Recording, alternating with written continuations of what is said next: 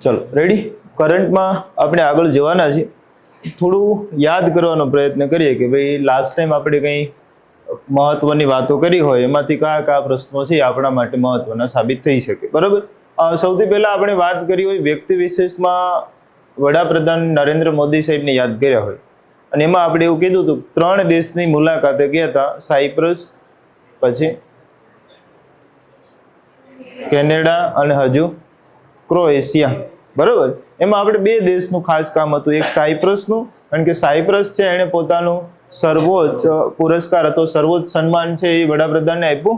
બરાબર. અને બીજો સવાલ છે કેનેડા શા માટે ગયા હતા આપણે? G7 ની બેઠક માટે. 2 પ્રશ્નો અહીંયાથી સૌથી મહત્વના રહેવાના છે. બરાબર. અને એના પછી આપણે વ્યક્તિ વિશેષમાં બીજું નામ જોયું હોય નીરજ ચોપડા. શા માટે યાદ રાખ્યા હતા નીરજ ચોપડાને? ભાલા ફેંક માટે. અત્યારે એને કઈ ઇવેન્ટમાં ભાગ લઈ રહ્યા છે? અને જોવિયન થ્રો કહેવાય, ભાલા ફેંક કહેવાય, બરસી ફેંક કહેવાય. બરોબર છે, પણ એ શા માટે યાદ રાખ્યા હતા? પેરિસમાં ડાયમંડ લીગ ચાલુ છે અને એમાં કયા નંબરે પ્રથમ ક્રમે છે એ ચાલુ હતા. બરાબર. નીરજ ચોપડા માટે આપણે એક દિવસ યાદ રાખ્યો તો ઓગસ્ટ મહિનામાં 7 ઓગસ્ટને આપણે ભાલા ફેંક દિવસ કીધો. અને અહીંયાથી 2 પ્રશ્નો બીજા બનાવ્યા હતા કે ભારત માટે સૌ પ્રથમ વ્યક્તિગત ગોલ્ડ મેડલ જીતનાર કોઈ પૂછાય તો અભિનવ બિંદ્રા. અને એમ પૂછે કે એથ્લેટિકમાં પહેલો વ્યક્તિ કોણ છે તો કોણ છે? નીરજ ચોપડા. આટલા ક્લિયર છે. એના પછી આપણે થોડા વર્ષની એક વાત કરી દીધી છે. 2026 નું વર્ષ આપણે કયા વર્ષ તરીકે જાહેર કર્યું? આંતરરાષ્ટ્રીય મહિલા ખેડૂત વર્ષ. હા કે ના? એટલે મહિલા ખેડૂતોને સમર્પિત વર્ષ છે એ કયું રહેશે? 2026 રહેશે. આટલું ક્લિયર છે. એના પછી આપણે ભારતમાં વાત કરીએ તો ફાસ્ટેગ માટે કઈ યોજના લોન્ચ કરી હતી? વાર્ષિક કેટલા? 3000. હા કે ના? અને કઈ મુસાફરી કહેતો 200 મુસાફરી. બરાબર છે કે વાર્ષિક 3000 રૂપિયા છે એનો તમે સામાન્ય રીતે ફાસ્ટેગમાં રિચાર્જ કરાવો. હવે તો જો કે અત્યાર સુધી 2 વ્હીલર ઉપર છે એ કોઈ ટેક્સ હતો નહીં, પણ હવે કે છે કે 2 વ્હીલર ઉપર પણ આપણે ટોલ છે એ વસૂલ કરવાના છીએ. બરાબર. આવું ચાલુ છે, ધીમે ધીમે આવું થઈ જશે ખરું. બરાબર. બાકી એના સિવાય આપણે પ્રશ્નોની વાત કરી હતી. ત્રિપુરા ગયા હતા. સાહેબ ત્રિપુરાને શા માટે યાદ રાખ્યું હતું? સાક્ષરતા માટે. કેટલામું? 3જું. તો આગળના 2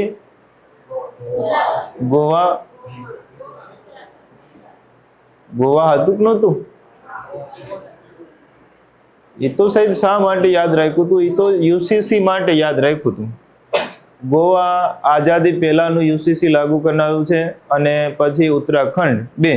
વાત હતી સંપૂર્ણ સાક્ષરતામાં 3જું રાજ્ય ત્રિપુરા બન્યું. તો પેલા 2 કયા હતા? મિઝોરમ અને ગોવા. હા કે ના? બરોબર. ચલો એના સિવાય બરોબર ચેક કરી લેશો સાહેબ. સાક્ષરતા માટે ત્રિપુરાને યાદ રાખ્યું, એની પહેલા મિઝોરમ અને એની પહેલા કયું હતું? ગોવા. બરોબર. 100% સાક્ષર એના માટે થઈને કેરળ ઓકે છે, પણ સંપૂર્ણ સાક્ષર જાહેર થનારા રાજ્યોમાં આપણે આ 3 રાજ્યોની વાત કરી હતી. બરોબર. અને આ સિવાય આપણે ઉત્તર પ્રદેશ ગયા હતા અને નાગપુરમાં કંઈક વિમાન બનાવવાના હતા. કેવા? દસોલ્ટ એવિએશન અને રિલાયન્સ ભેગા થઈને બનાવવાના હતા. ફાલ્કન 2000. હા કે ના? અને આ આપણા માટે મહત્વનો પ્રોજેક્ટ છે. દસોલ્ટ એવિએશન કયા દેશની કંપની છે? દસોલ્ટ એવિએશન રાફેલ જે બનાવે છે ફ્રાન્સની છે. બરાબર. તો ફ્રાન્સ માટે તમને આ સવાલ પણ યાદ રહેવો જોઈએ. ચલો, તો આવા બધા પ્રશ્નો છે, એમાં મહત્વની કડી આપણે યાદ રાખતું જવાનું છે.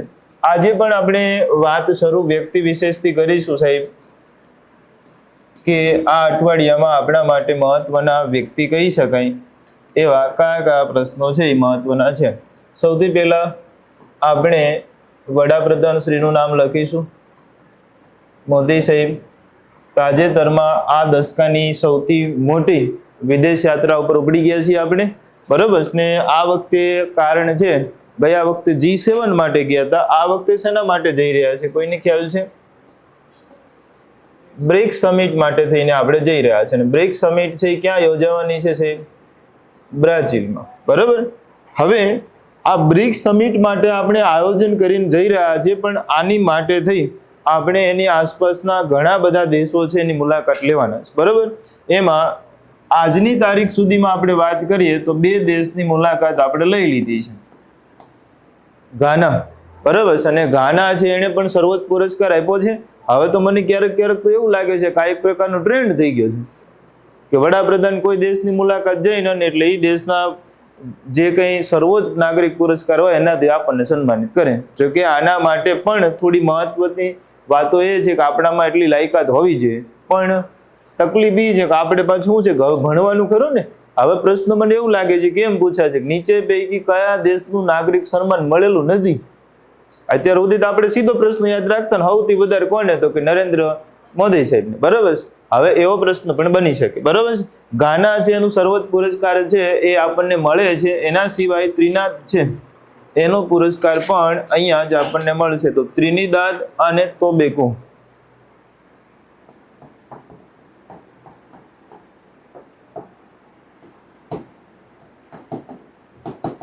આ પણ દેશનું નામ છે. આ 2 દેશ છે એમણે પોતાના સર્વોચ્ચ નાગરિક પુરસ્કાર છે એનાથી ભારતીય વડાપ્રધાન છે એનું સાહેબ સન્માન કરેલું છે. હવે તમને એવું થાય કે સાહેબ ઓર્ડરના નામ તો લખો, તો આપણે બહુ ટેન્શન નહીં લેવાનું. બધામાં એક સવાલ પહેલેથી ઓર્ડર ઓફ ધી ફલાણું ફલાણું ફલાણું, પછી છેલ્લે શું લખેલું હશે? ગાના. એના પછી છેલ્લે શું લખેલું હશે? ત્રિનિદાદ અને ટોબેગો. બરાબર. તો આ 2 દેશોની મુલાકાત આપણે લઈ લીધી છે. બ્રાઝિલ જવાનું છે અને હજી નામીબિયા પણ જવાનું છે. નામીબિયા દેશનું નામ તમે સાંભળેલું છે? આ નામીબિયાથી આપણે કંઈક લાવ્યા છીએ. શું લાવ્યા છે નામીબિયાથી? ચિત્તા લાવ્યા છીએ.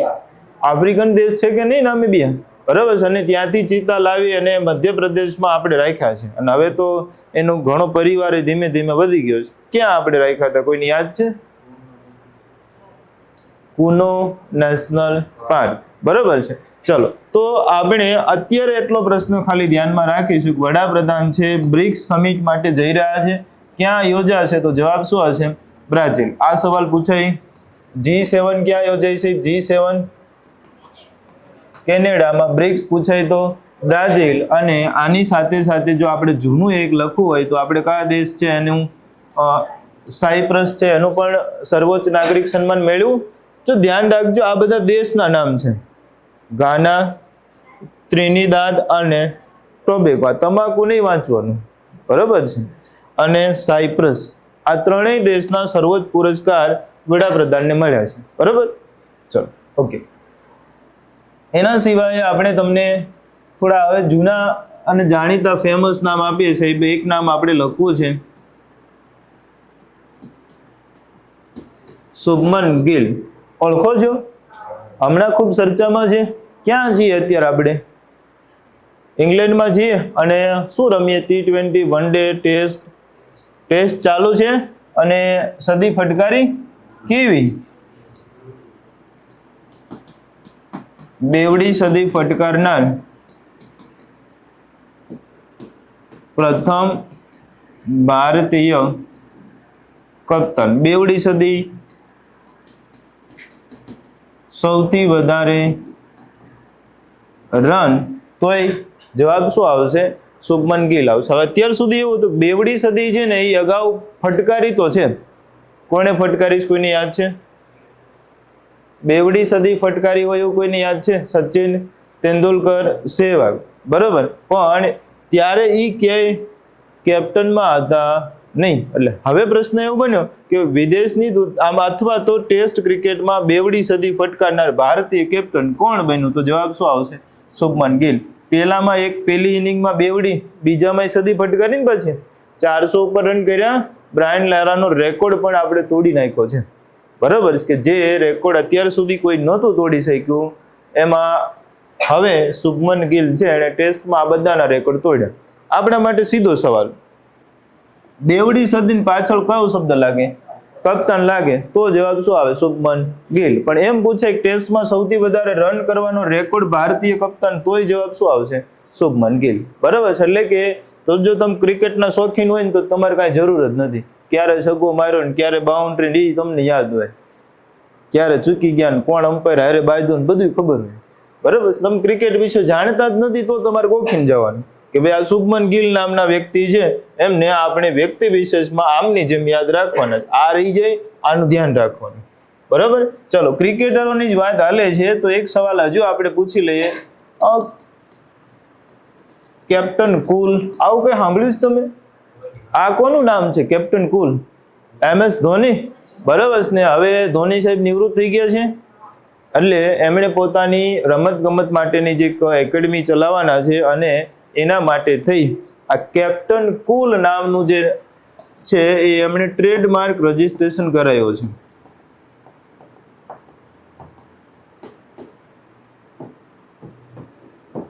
આ શું કહેવાતું હશે ટ્રેડમાર્ક? એટલે તમે કોઈ પણ વસ્તુ જોવો ને સાહેબ, માનો કે તમે કોઈ વસ્તુ જોવો છો ને તો એની ઉપર ઘણીવાર આવું લખેલું હોય અને ઘણી ઉપર આવું લખેલું હોય. બરાબર, માનો કે અત્યારે આપણી પાસે લિનોવાનું લેપટોપ છે તો એની ઉપર TM લખેલું હશે, પણ એની જ જગ્યાએ તમે કોઈ સારી કંપનીનો માનો કે સેમસંગ છે તો એની ઉપર R લખેલો હશે. આ બેમાં શું ફેર છે? ટ્રેડમાર્ક એટલે કે સાહેબ તમને આ થોડા સમય માટે આપવામાં આવે, આ નામ ઉપર કોઈ વિરોધ નહીં કરે તો એને શું કરી દેવામાં આવે? રજીસ્ટર. પછી એ નામ તમે ફરીવાર કોઈ વાપરી શકે નહીં. બરોબર, અત્યારે તમને એમ થાય કે ભાઈ ચાલો ભાઈ બહુ સારું હમણાં નામ ગમે એ કંપનીનું હાલે છે તો તમે એની પાછળ લખી નાખો કે આપણે આઈફોન નામ રાખવું છે કંપનીનું, તો આવું હાલે નહીં.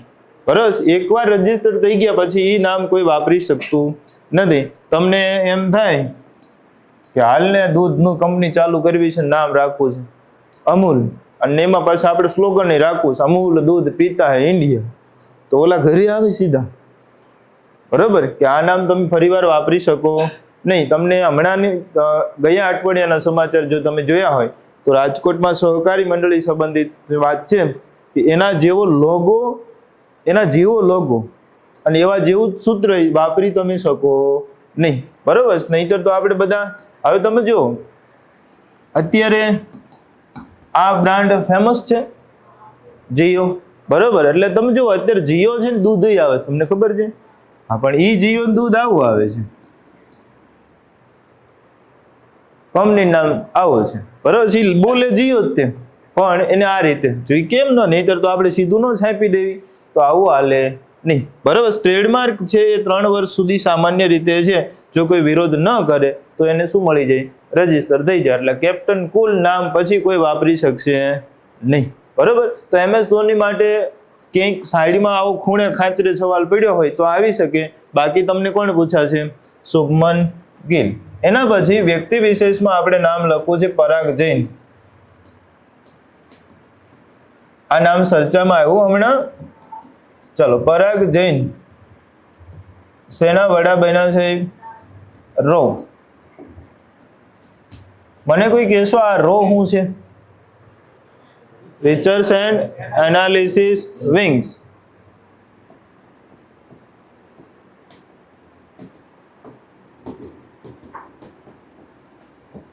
આ રિસર્ચ એન્ડ એનાલિસિસ વિંગ્સ એટલે આ શું છે? તો કે ભારતીય જાસૂસી સંસ્થા છે. બરાબર છે, ભારત તરફથી જાસૂસી કરવાનું કામ કોનું છે? તો કોનું છે? આ રોનું છે. જેમ તમે મોસાદ નામ સાંભળ્યું છે, ઇઝરાયલની છે. બરાબર, આવી જ રીતે અલગ અલગ દેશની એક ખાનગી અથવા તો ખુફિયા સંસ્થા હોય, આપણી કઈ છે? રો. તો પરાગ જૈન છે એઓ હવે રોના વડા છે. આ પરાગ જૈન પોતે IPS અધિકારી છે સાહેબ, અને ઓપરેશન સિંદૂર સમયે એમણે મહત્વની ભૂમિકા ભજવી હતી એવું કહેવાય છે.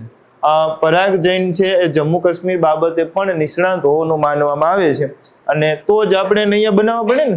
હવે નહીતર એવું થાય કે હુમલો થઈ જાય ને પછી આપણે એમ કહેવાય કે હા ઇનપુટ હતા, આવું હાલે નહીં. આપણે પહેલા ઇનપુટ આપેલા હોવા જોઈએ. બરાબર છે, અને તમને અત્યારે ખ્યાલ છે ને એનું કામ બહુ જોરદાર ચાલી રહ્યું છે. પાકિસ્તાનમાં આતંકવાદીઓ છે એનું અજાણ્યા ગોળીબારમાં મોત થઈ જાય છે, અને એ અજાણ્યા ગોળીબાર છે એ કરનારા બાઇક સવારો હોય છે, અને બાઇક સવારો કોઈથી જડતા જ નથી. તમે સમજો છો કે શું કહેવા હું માંગુ છું?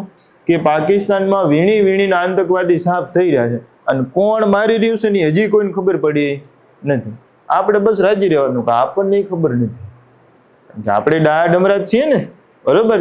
ચલો, તો રોના નવા અધ્યક્ષ તરીકે કોની નિમણૂક વાત કરીશું સાહેબ? પરાગ જૈન. નામ છે ભૂલી નહીં જતા સાહેબ. પરીક્ષાની દ્રષ્ટિએ આપણા માટે રો છે એ ક્યારેક ને ક્યારેક આવી શકે. હમણાં તો ચર્ચામાં છે ને સાહેબ. ચલો, એક નામ હજી લખી દો. અનિલ ચૌહાણનું નામ તમે ક્યાં સાંભળ્યું છે?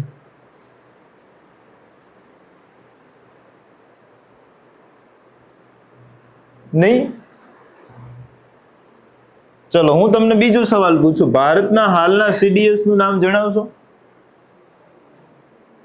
ચીફ ઓફ ડિફેન્સ સ્ટાફ નું નામ કોણ છે હાલના સીડીએસ? ઉપેન્દ્ર દ્વિવેદી કોણ છે?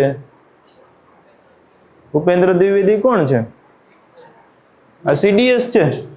તો ભૂમિદળના વડા કોણ છે? ભારતીય વાયુસેનાના વડા. કેવું? અમરપ્રીત સિંહ. તમારે?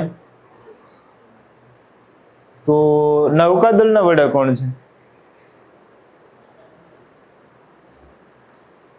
એવું કઈ આવતું જ નથી સાહેબ. આના લીધે જ તમે નું છીએ, તમે ભૂલી જવું છે એવું તો હાલશે નહીં સાહેબ. બરાબર છે, યાદ રાખી લેશું સાહેબ.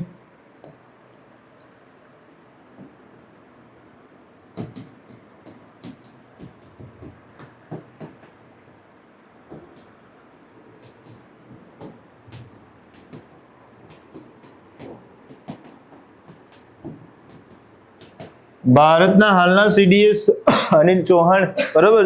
અને ધ્યાન રાખવા જેમાં એક ખાસ બાબતનો માર્ક રાખવાનું છે કે તાજેતરમાં અનિલ ચૌહાણ છે એમને સીડીએસ તરીકેની કામગીરી તો ઓકે છે, પણ મને જરા કોઈ કહેશો ભારતના સંરક્ષણ મંત્રી કોણ છે? ભારતના સંરક્ષણ મંત્રી રાજનાથ સિંહ. બરાબર. તાજેતરમાં રાજનાથ સિંહ છે એમણે એક નવા ઓર્ડર ઉપર સહી કરી છે કે હવે સીડીએસ ના ઓર્ડર છે એ એક ઓર્ડરથી ત્રણેય સેના છે એને ઓર્ડર કરી શકાશે. એટલે ખાલી આમાં છે ને તમારે સમજવાનું આટલું જ છે. સીડીએસ, ભૂમિદળના વડા, વાયુસેનાના વડા અને નૌકાદળના વડા, આ બધા 4 સ્ટાર અધિકારી જોઈ. બધાનું પદ કેવું છે? એક સરખું છે. સીડીએસ નું કામ શું છે કે ત્રણેય દળ વચ્ચે સંકલન સાધવાનું. એવું નહીં કે આ ત્રણેય દળના વડા એ પોતે છે. પણ અત્યાર સુધી એવું હતું કે સીડીએસ કોઈ નિર્ણય લે કે ભાઈ હાલો આપણે ઓપરેશન સિંદૂર હાથ ધરવાનું છે, ઓર્ડર લખી નાખ્યો, પાસ કરી નાખ્યું, પછી એને શું કરવાનું હતું કે ભૂમિદળને એક ઓર્ડર દેવાનો, નૌકાદળને એક દેવાનો અને એક વાયુસેનાને દેવાનો. બરોબર. એના બદલે હવે શું નક્કી કર્યું કે એક ઓર્ડરથી જ ત્રણેય સેનાને આપણે શું કહી શકીએ? આદેશ આપી શકીએ. એટલે આમાં સીડીએસ ની સત્તા વધી ઘટી? સીડીએસ ની સત્તા વધી ને. અહીંયા થોડી વાર કરતા અગાઉ જે હતી એના કરતા એની સત્તા કેવી હતી? થોડીક વધારે. પહેલા એનું કામ શું હતું? ખાલી સંકલન કરવાનું, કોને કેટલી ગ્રાન્ટ જોઈએ છે એની વાત કરી અને સંરક્ષણ મંત્રાલય અને કેન્દ્ર સરકારમાં જાણ કરવાની કે આટલો આટલો ખર્ચો આને જોઈએ છે. બરોબર. હવે તેઓ યુદ્ધની સ્થિતિમાં અથવા અગત્યની સ્થિતિમાં આવો આદેશ કરી શકે છે. પરાગ જૈન, અનિલ ચૌહાણ, પછી વ્યક્તિ વિશેષમાં આપણે નામ લખવું છે શુભાંશુ શુક્લા. ચલો, આ નામ વિશે બધી માહિતી તમારે દેવાની છે. કોણ છે આ શુભાંશુ શુક્લા? યસ, અંતરિક્ષમાં જનારા છે. અંતરિક્ષમાં જનારા કેટલામાં ભારતીય છે? અંતરિક્ષમાં જનારા કેટલામાં ભારતીય છે? શુભાંશુ શુક્લા,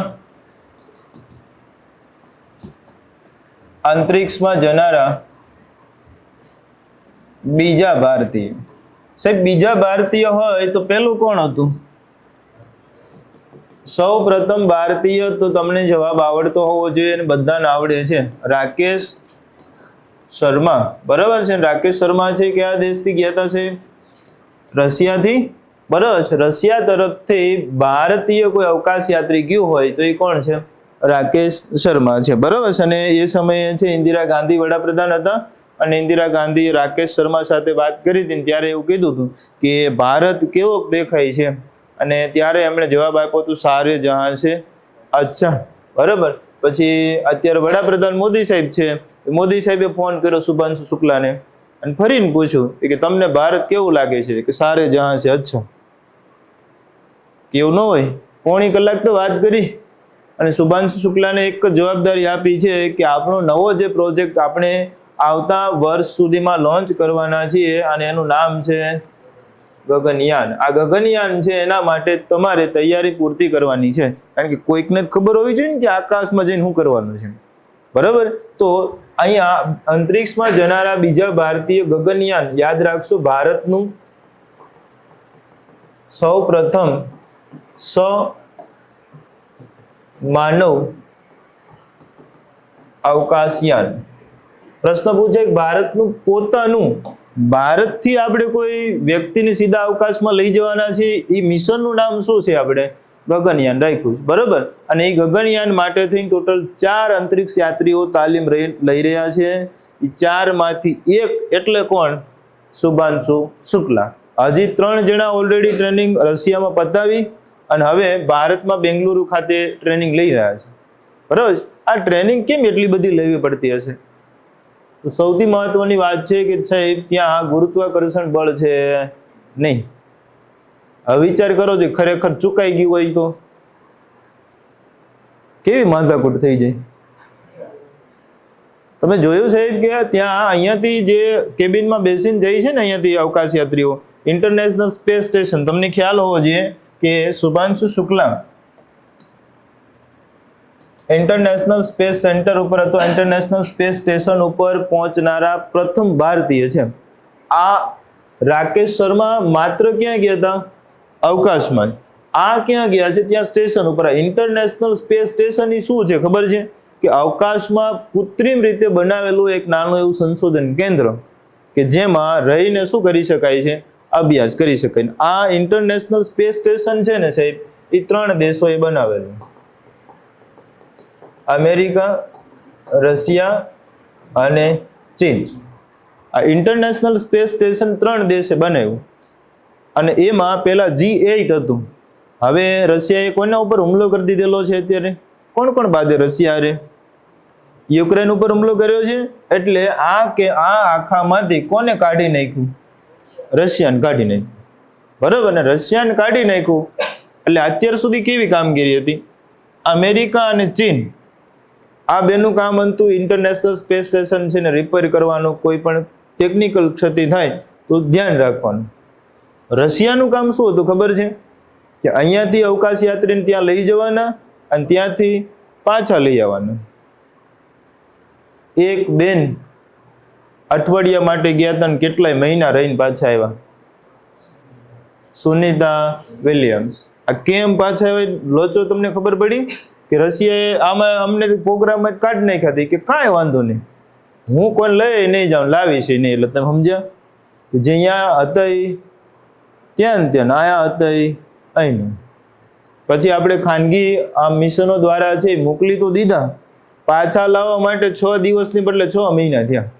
રેડી. હવે તો ખાનગી કંપનીઓ પણ આ કામગીરી સારી રીતે નિભાવે છે, પણ આપણે ધ્યાન શું રાખવાનું છે કે પ્રશ્ન આપણને ક્યાંથી પૂછાશે? તો એક આનું નામ લખી લેશું આપણે, ઇન્ટરનેશનલ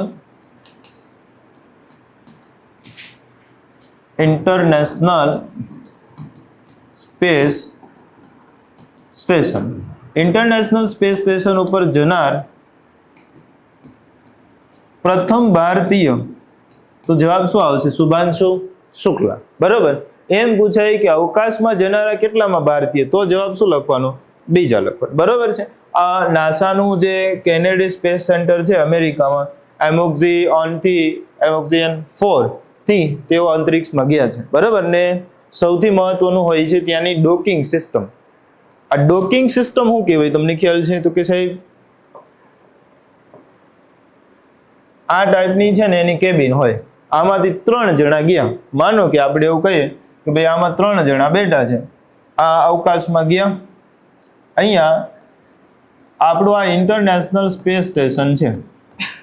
આ ઇન્ટરનેશનલ સ્પેસ સ્ટેશન આમ પડ્યું હોય અહીંયાની આમ આકાશમાં, એ શું કરતું હોય? ફરતું હોય. આપણે અહીંથી જઈને પછી શું કરતા હોય, ફરતા હોય, બરાબર. ત્યાં ડોકિંગ કરવું ને સાહેબ, એ સૌથી મહત્વની વાત છે. જો ડોકિંગ ન થાય તો આમાં કોઈ મિશન સક્સેસ થાય નહીં. હવે વિચાર કરો સાહેબ, આ ફરતું હોય, આપણે અહીંયાથી ગયા પછી આપણે ફરતા હોય, પછી કામ શું કરવાનું? ડોકિંગ એટલે સાહેબ આ જે ભાગ છે એને અહીંયાથી લઈ અને આના દરવાજા સાથે જોડવાનું. એ ડોકિંગ થઈ જાય પછી જ આમાં રહેલા અવકાશ યાત્રીઓ છે એ ક્યાં જઈ શકે? આ સ્પેસ સ્ટેશન ઉપર જઈ શકે. અને હવામાં આટલું ઝડપથી ફરતા હોય એમાં ડોકિંગ કરીને પછી આમાં બેસવાનું થાય. અને એ પણ પાછું કેવું? વગર ગુરુત્વાકર્ષણ બળે, બરાબર. તમે ક્યારેક સાવ ફ્રી થઈ જાઓ ને માનો કે ઇન્સ્ટાગ્રામ કે યુટ્યુબ જોતા હોય તો એમાં ક્યારેક લખજો કે સુનિતા વિલિયમ્સ છે, એને સર્ચ કરજો ને એટલે એકાદી રીલ્સ આવશે. એ તમે જોજો, પાણી પીતા હોય ને તો પાણી આઘું જતું હોય. વાળ તમને એમ થાય કેમ આમ ઉડે છે, વાળ બાંધવાનો ટાઈમ નહીં હોય, પણ ત્યાં બધું એવું ને એવું જ છે, બરાબર. ત્યાં ઇન્ટરનેશનલ સ્પેસ સ્ટેશનથી પછી પૃથ્વી પર પાછા આવે ને તો એ સરખી રીતે ઉભાઈ નથી થઈ શકતા, કારણ કે એ ગુરુત્વાકર્ષણ બળમાં કેમ રહેવું ને એ ભૂલી ગયા હોય 6 મહિનામાં. કારણ કે ત્યાં તેને એમનામાં દાંટા મારવાનું હોય. આમ ક્યારેક ક્યારેક કેવી મજા આવે, આમ પગલું મારીને આપણે આમ ઉડવીને પછી મજા આવવાનું, વામ પીવા. ત્યાં ધ્યાન રાખવું પડે, નહીંતર બધું તંત્ર વિખાઈ જાય, બરાબર. પણ હવે આ બધો અનુભવ છે આપણા માટે કોણ લઈ આવશે સાહેબ?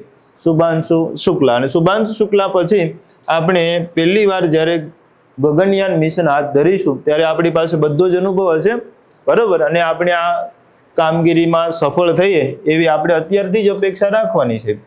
ચલો, તો 2 નામ ધ્યાન રાખીશું. રાકેશ શર્મા પ્રથમ અવકાશ યાત્રી, અને ઇન્ટરનેશનલ સ્પેસ સ્ટેશન પર જનાર પ્રથમ ભારતીય પૂછાય તો પાછું નામ બદલાવાનું. કોણ? શુભાંશુ શુક્લા. ચલો, તો એના પછી આપણે વાત કરીએ તો છેલ્લું નામ આપણે લખવું છે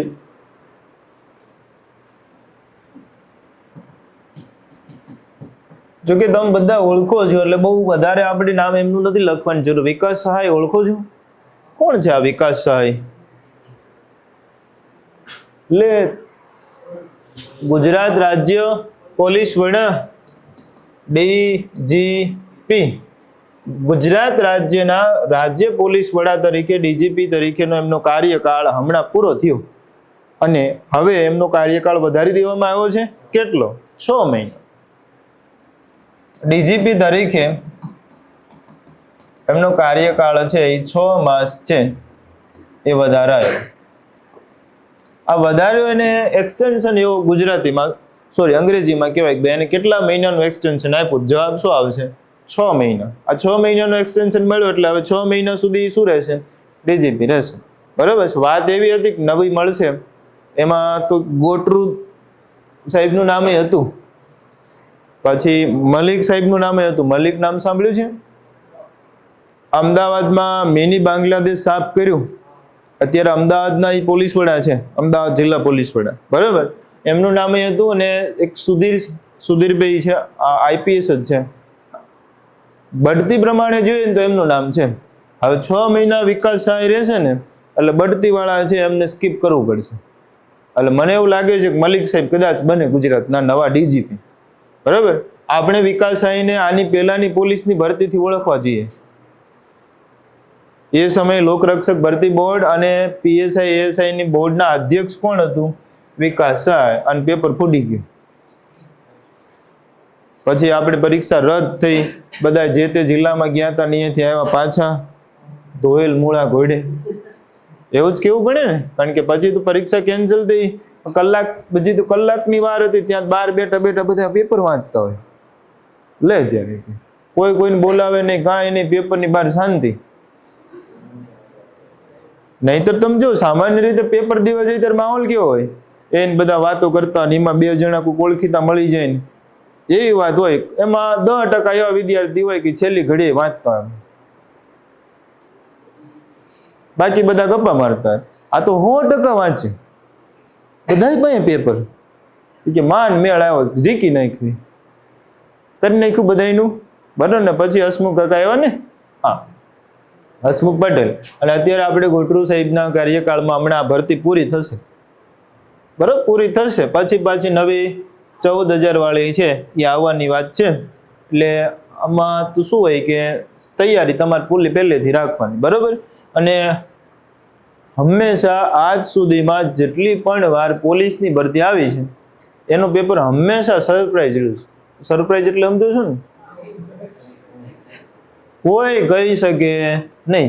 એમ કરતા પીએસઆઈ સારું, બાકી કોન્સ્ટેબલ તો દે ધનાધન જ હોય છે, બરાબર. એટલે તમારે માનસિક રીતે તૈયાર થઈને જવાનું કે હું જેવું ધારીને જાઉં છું ને એવું પેપર તો નહીં જ હોય. આપણે તૈયારી કરી છે એમાંથી તમને પેપર અઘરું હોય ને 50% તમને આવડે ને એટલે તમે પાસ થઈ જાઓ. સૌથી મહત્વની વાત એક છે હિંમત નહીં, આપણામાં થોડો આત્મવિશ્વાસ હોવો જોઈએ, બરાબર. ચલો પાછા અહીંયા આવી જઈએ. ડીજીપી તરીકે એમનો કાર્યકાળ 6 મહિના છે એ વધાર્યો છે. ને એક હિરોઈન છે દીપિકા પાદુકોણનું નામ સાંભળ્યું છે તમે? ચલો, તો એમને હોલીવુડમાં હોલ ઓફ ફેમ છે એમાં વોક કેટેગરી છે. હોલીવુડ વોક ઓફ ફેમ 2026 માટે છે પસંદ કરવામાં આવ્યા છે સાહેબ. અને પસંદ થનાર સૌ પ્રથમ ભારતીય અભિનેત્રી છે, બરાબર. તો આપણે માટે આ સવાલનું પણ ધ્યાન રાખીશું. હોલીવુડ હોક ઓફ ફેમ 2026માં પસંદ થનાર પ્રથમ ભારતીય અભિનેત્રી. આજ સુધીમાં કોઈ ભારતના અભિનેત્રી હોય એને સ્થાન મળ્યું નથી. કેલિફોર્નિયા નામ સાંભળ્યું? અમેરિકામાં કેલિફોર્નિયા. અને હોલીવુડનું ક્યાં છે? Los Angeles. આવું કંઈ સાંભળ્યું છે? બરાબર. આપણે બોલવામાં થોડું આગું પાછું હોય પણ ત્યાં હવે એમનું નામ ચર્ચામાં રહેશે, બરાબર. તો દીપિકા પાદુકોણ અને વિકાસ સહાય, આટલા નામો વ્યક્તિ વિશેષમાં આપણે યાદ રાખવાના હતા. સૌથી પહેલું નામ કોનું લખ્યું આપણે સાહેબ? નરેન્દ્ર મોદી સાહેબનું. તાજેતરમાં 3 દેશના છે એમને સર્વોચ્ચ નાગરિક સન્માન મળ્યા. એમાં 2 તાજેતરના એટલે ઘાના અને ત્રિનિદાદ અને ટોબેગો, બરાબર. એની પહેલા સાયપ્રસ અને અત્યારે બ્રાઝિલ. શા માટે જઈ રહ્યા છે આપણે બ્રાઝિલ જવાનું કારણ? બ્રિક્સ સમિટ G7 ક્યાં થયું? કેનેડામાં, બરાબર. એના પછી આપણે મોદી સાહેબ પછી સીધું નામ કોનું લખ્યું સાહેબ? શુભમન ગિલ. શુભમન ગિલને આપણે ટેસ્ટ માટે યાદ રાખીશું. 2ડી સદી ફટકારનાર પ્રથમ ભારતીય કેપ્ટન. એમ પૂછાય સૌથી વધારે રન ટેસ્ટમાં ભારતીય કપ્તાન તોય શુભમન ગિલ, બરાબર. એના સિવાય આપણે કેપ્ટન કુલ MS ધોની નવો ટ્રેડમાર્ક રજીસ્ટર કર્યો. એટલે જો વડાપ્રધાન પછી શુભમન ગિલ અને એની સાથે સાથે આપણે કોને લઈ લીધા? MS ધોની, બરાબર. પછી આપણે કોનું નામ લખ્યું સાહેબ? અનિલ ચૌહાણ. અનિલ ચૌહાણને શા માટે યાદ રાખ્યા? CDS છે, ચીફ ઓફ ડિફેન્સ સ્ટાફ. અને એમના ઓર્ડરને હવે એક ઓર્ડરથી 3 સેનાને આદેશ આપી શકાશે. પરાગ જૈન રો આ કેના રિસર્ચ એન્ડ એનાલિસિસ વિંગ્સ રોના નવા વડા કોણ બન્યું સાહેબ? પરાગ જૈન. એના સિવાય આપણે યાદ રાખ્યું નામ Shubhanshu Shukla. International space station પર જનારા પ્રથમ ભારતીય અવકાશ યાત્રી પૂછાય તો કેટલામાં? 2જા. પેલું કોણ? રાકેશ શર્મા. કયા દેશથી ગયા હતા સાહેબ? રશિયાથી. શુભાંશુ શુક્લા ક્યાંથી? અમેરિકાથી. નાસાનું જે કેનેડી સ્પેસ સ્ટેશન છે ત્યાંથી એમણે છે ઉડાન ભરી અને ઇન્ટરનેશનલ સ્પેસ સ્ટેશનમાં રોકાશે, અભ્યાસ કરશે અને પછી આપણું ભારતનું મિશન છે. ભારતનું સૌ પ્રથમ માનવ અવકાશયાન ગગનયાન. અને એના માટે થઈને 4 જણા ટ્રેનિંગ લઈ રહ્યા છે. એમાંથી શુભાંશુ શુક્લા ઓલરેડી પહોંચી ચૂક્યા છે, બરાબર. એના સિવાય બીજા કોઈ નામ જોયું? Deepika Padukone Hollywood walk of fame 2026 માટે. એના સિવાય કે આટલા નામો જોયા. વિકાસ સહાય કેટલા મહિનાનું? 6 મહિનાનું. ગુજરાત રાજ્યના ડીજીપી તરીકે એમને એક્સટેન્શન અપાયું છે. એમનો કાર્યકાળ કેટલા મહિના વધાર્યો? 6 મહિના વધાર્યો. ક્લિયર છે? ચલો ઓકે. વ્યક્તિ વિશેષ પછી આ વખતે આપણે સીધું ગામની બહાર આંટો મારવો છે. વિશ્વ, કારણ કે વિશ્વમાં પ્રશ્નો છે એમાંથી આપણને પ્રશ્નો પૂછાવાની શક્યતા વધારે છે. ગામ શું કરે છે ને એ આપણે પહેલા ધ્યાન રાખવું પડે એવું છે. ચલો મને કોઈ કહેશો અફઘાનિસ્તાન આપણો પાડોશી દેશ છે.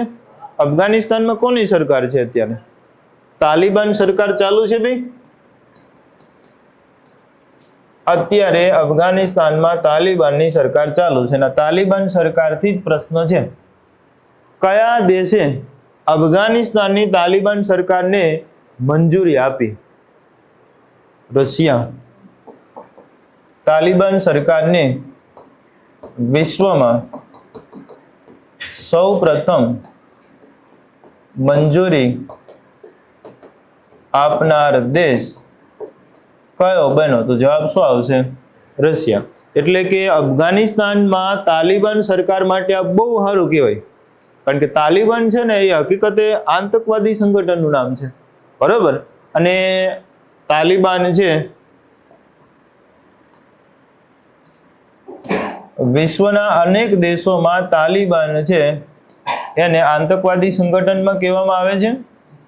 અને આતંકવાદી સંગઠન હોય ને એની સરકાર હોય તો આપણે કોઈ દેશ એની સાથે વ્યવહાર કરતું નથી. પણ હવે આ યાદીમાંથી રશિયાએ શું કરી નાખ્યું છે? એને દૂર કરી દીધું કે ભાઈ તાલિબાન છે એ કે આતંકવાદી નથી, આ બહુ હારા માણસ છે. કેમ હારા માણસ છે? તો કે સાહેબ અફઘાનિસ્તાન હારે વ્યવહાર કરવો હોય તો અહીંયા અત્યારે હાલે જ કોનું?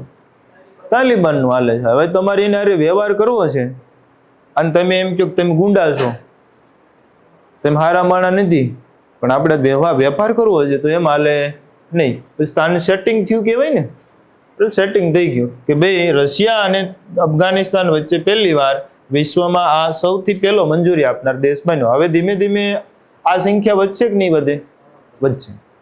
આ ઓબ્વિયસ વાત છે કે રશિયા જેવો દેશ આને મંજૂરી આપે એનો કામગીરી ચાલુ થવાની. જો ભારત અને અફઘાનિસ્તાન વચ્ચેના સંબંધો આજે પણ એવા જ છે. આપણે મંજૂરી નથી આપતા પણ આપણો વેપાર ક્યારેય અટક્યો નથી. અને અફઘાનિસ્તાનના તાલિબાન સરકાર સાથેના ભારતના સંબંધો અત્યારે અગાઉના વર્ષો કરતા બહુ સારા છે. કેમ? તમે ગુજરાતીમાં એક કહેવત સાંભળી છે, દુશ્મનનો દુશ્મન આપણો શું થાય? ભાઈબંધ થાય. દોસ્ત થાય કે નહીં? કેમ એવું કીધું સાહેબ? તો કે આની સરહદ છે ને એ કોને અડે છે? પાકિસ્તાનને સ્પર્શે છે, બરાબર. બંને મુસ્લિમ દેશો જ છે પણ એમના વચ્ચે થોડું અલગ છે. તમને ખ્યાલ હોય તો શિયા સુન્ની આવું તમે ક્યાંય સાંભળ્યું છે? હવે પાકિસ્તાન છે એને અફઘાનિસ્તાનની સરહદ છે ને એ બ્લોક કરી દીધી. હવે આને કઈ કહેવાય? આને કઈ કહેવાય? આ પોતે જ આમ છે, બરોબર. એટલે આ લોકો છે અહીંયા 2-4 ગામડા હતા ને એની ઉપર કબજો કરી નાખ્યો, બોલો, પાકિસ્તાન. પછી આને બસ મિસાઇલ મારો કર્યો અને આવું બધું કર્યું. અને અત્યારે બે વચ્ચેના સંબંધો તંગ છે અને તંગ રહેવા જોઈએ, બરોબર. તંગ નહીં રહે તો એ પણ નવરું થઈ જાય તો આ બાજુ આવે, બોલો. આયા તો એમને બાંધેલું રહે, બરાબર. એટલે આપણા માટે ખૂબ સારી વાત છે. તમને નવાઈ લાગશે કે અફઘાનિસ્તાનનું જે ઇન્ફ્રાસ્ટ્રક્ચર છે ને, ત્યાંની સ્કૂલો, મોટા મોટા ડેમ, અફઘાનિસ્તાનની સંસદ પણ ભારતે બનાવી દીધી છે. તમે સમજો છો? એટલે કે એના જે ઇન્ફ્રાસ્ટ્રક્ચર રોકાણ છે ને એમાં સૌથી વધારે રોકાણ કરતા મોટામાં મોટો દેશ હોય ને તો એ કોણ છે? ભારત છે. પછી લોકશાહી સરકાર હોય તોય ભલે અને તાલિબાન સરકાર હોય તોય ભલે. અને ત્યાંના લોકોમાં ભારત પ્રત્યે સંવેદના રહેલી છે એટલે આપણા માટે થોડું સારું છે. બાકી તમને હું પાકિસ્તાનનું નામ લો તમને આ ઉકળાટ આવતો હોય, પાકિસ્તાન વાળાને ભારતનું નામ લો તો એને ઉકળાટ આવતો હોય, બરાબર. એટલે આ એના જેવું છે. પણ આપણા માટે અફઘાનિસ્તાન સોફ્ટ કોર્નર છે એ બધું બરાબર છે. પણ પ્રશ્ન પૂછાય કે ભાઈ અફઘાનિસ્તાનની તાલિબાન સરકારને પહેલી મંજૂરી આપનારો દેશ કયો બન્યો? તો જવાબ શું લખશું? રશિયા. ક્લિયર છે? ચલો, અફઘાનિસ્તાન પછી આપણે પાડોશી દેશ છે એની વાત કરી જ લેવી પડે, ચીન. આપણે ઓપરેશન સિંદૂર હાથ ધર્યો એના પછી હમણાં આપણા ડેપ્યુટી ભૂમિદળના વડા હતા, એમણે એક નિવેદન આપ્યું કે ઓપરેશન સિંદૂર વખતે ભારત એક દેશ સાથે નહીં 3 દેશ સાથે લડી રહ્યો હતો. ચીન સાથે લડી રહ્યો હતો અને તુર્કી સાથે લડી રહ્યો હતો. એટલે કે કાયદેસર યુદ્ધ નહોતું ચીન સાથે કે તુર્કી સાથે. તુર્કીએ પોતાના ડ્રોન આપ્યા હતા અને ચીન છે એ ભારતની દરેક મુવમેન્ટની ખબર કોને આપતું હતું? પાકિસ્તાનને આપતું હતું, બરોબર. એટલે પછી આપણે નક્કી કર્યું કે આ બધા ભલે ગમે એમ કરે, આપણે કાંઈ ઢીલા પડવાનું થતું નથી. એટલે ભારતીય વાયુસેનાએ 21 સ્થળોને પસંદ કર્યા કે પાકિસ્તાનમાં બોમ્બ મારો કરવો છે, અંદર જઈને મારવા છે. એમાં કેટલા લોકેશન છે? 21. બરાબર, 21 માટે તૈયાર કર્યા બધું. છેલ્લી ઘડીએ 9 ઉપર હુમલો કર્યો. એટલે તમે સમજ્યા કે 21 ટાર્ગેટ કરવાના હતા. એટલે પછી એક અહીંયા હોય, એક આ બાજુ, એક અહીંયા હોય, એક અહીંયા હોય, આયા હોય. બધા તૈયારી તો નોખી કરવી પડે ને. આખી વાડ આપણે સંભાળવી પડે કે નહીં આપણી પાકિસ્તાનને? એ લોકેશન પ્રમાણે સેટ થઈ ગયા. પછી આપણે છેલ્લી ઘડીએ 9 નું કરી નાખ્યું. સવાર પડી તા કે જિંદાબાદ જિંદાબાદ. બરોબર. કાંઈ આપણી પાસે નુકસાન તો કે ખબર નથી. બરોબર. હવે ઓપરેશન સિંદૂર, તો ઓપરેશન સિંધુ એ શું હતું ભાઈ? લાસ્ટ ટાઈમ આપણે વાત કરી હતી. ઓપરેશન સિંધુ એ શું હતું? ઈરાનથી પરત ભારતીયોને લઈ આવ્યા અને યુદ્ધ ત્યાં કોનું ચાલુ હતું? ઈરાન અને ઇઝરાયલ. બરાબર. ચાલો, ચીન. આ ચીન છે ને, એને હમણાં એક નવો બોમ્બ બનાવ્યો અને આ બોમ્બ અઘરો છે. બરોબર છે. બોમ્બ છે એનું નામાકરણ જોઈએ છે કે ભાઈ આ ભાઈ બોમ્બ છે કેવો બનાવ્યો છે? તો બ્લેક આઉટ બોમ્બ.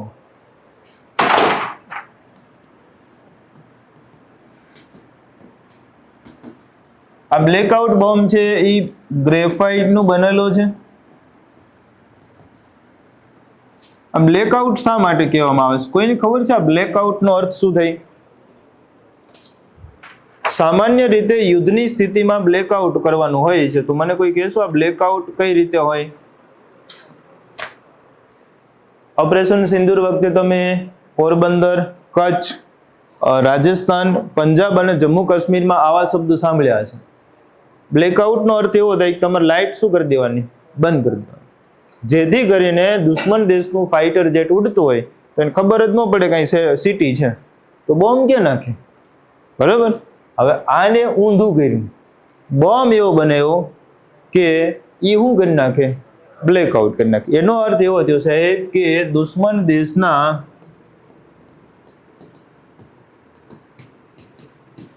વીજળી પુરવઠો છે એનો એ શું કરી નાખશે?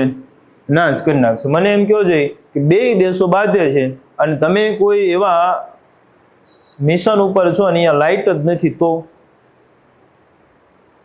આપણને ઉપાધિ ને સાહેબ. બરાબર. એટલે આને એવો બોમ્બ બનાવ્યો ગ્રેફાઇટ યુક્ત કે જે વિસ્તારમાં પડે ત્યાં 2.5 એકરમાં, 2.5 એકર એટલે સમજાઈશ કોઈને? 2.5 એકર વિસ્તારમાં ક્યાંય વીજ પુરવઠો રહે નહીં. એટલે આ એવા જ લોકેશન ઉપર બોમ્બ માર્યો કરશે કે જ્યાં વીજ મથક હોય. બરાબર. એટલે આનો બોમ્બ થોડો આકરો છે અને આપણો તો ભાઈબંધ છે ને. હે? નથી? નથી હો, નથી, જરાય નથી. આ અળવિતરામાં અળવિતરો પાડોશી દેશ હોય ને તો પાકિસ્તાન નથી. કોણ છે? ચીન છે. ઓલું તો એ આપણું ને આપણો છે ને છોકરો, બગડી ગયેલો છોકરો છે. પાકિસ્તાન તો એવું જ નથી. ક્યાંથી છૂટો પડ્યો છે? ભારતમાંથી વહેલો મોડો સમજી જાય તો સમજી જાય, નકર માર ખાધા કરે. એને 4-5 વર્ષ થાય ને એક થપાટ મારવાની એટલે પાછો હરખો થઈ જાય. 1965, 1971, 1999 અને હમણાં 2025માં આ કે ના દરેક વખતે આપણે એક લાફટ મારવીએ. લાફટ એટલે સમજો છો ને, એક નાનું એવું યુદ્ધ. યુદ્ધ થાય ને પછી પાછું સાનો માનો બે જાય. ઓલા છોકરાને કેમ તોફાન કરતા 2 ઝાપટ મારો ખૂણામાં બે જાય. એમાં થોડાક વરા સુધી બે જાય. પછી પાછું એમ કે ઓય તું તો ક્યાં છો ને, તું તો આવો મહાન છો ને, બાંધવા માંડ. પછી આવા ચડાવે. એ પછી મંડે બાંધવા. એને બુદ્ધિ તો કઈ છે નહીં. છે હોત તો આપણે ઉપાધિ હતી હો. ચલો તો ક્લિયર. અફઘાનિસ્તાનની તાલિબાન સરકારને મંજૂરી આપનાર દેશ કયો? રશિયા. ચીન છે એને કેવો બોમ્બ બનાવ્યો છે? Black out bomb. અને આખા વિશ્વમાં અત્યારે બ્યુટીફુલ નામની ચર્ચા બહુ છે.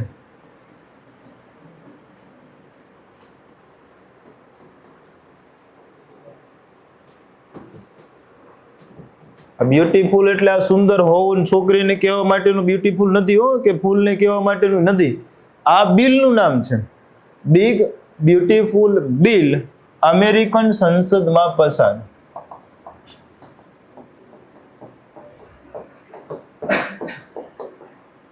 અમેરિકામાં પ્રેસિડેન્ટ કોણ છે ભાઈ? અમેરિકન રાષ્ટ્રપતિનું નામ કહેશો? માથા ભરેલો માનવી ડોનાલ્ડ ટ્રમ્પ. ડોનાલ્ડ ટ્રમ્પનું સપનું હતું સાહેબ, જે તે સમયે એણે ચૂંટણીની જાહેરાત કરી, ઉમેદવાર હતા ને એ સમયે એણે જાહેરાત કરી હતી કે જો હું રાષ્ટ્રપતિ બનીશ તો આવું આવું કરીશ, અને આવું આવું કરીશ એના માટે થઈનું બિલ એટલે કયું? આ બિગ બ્યુટીફુલ બિલ. જોજો આની 3 એવી ખાલી જ વાત તમે સાંભળો એટલે તમને ખ્યાલ આવે કે ભાઈ આમાં કેટલી માથાકૂટ થાય. એક,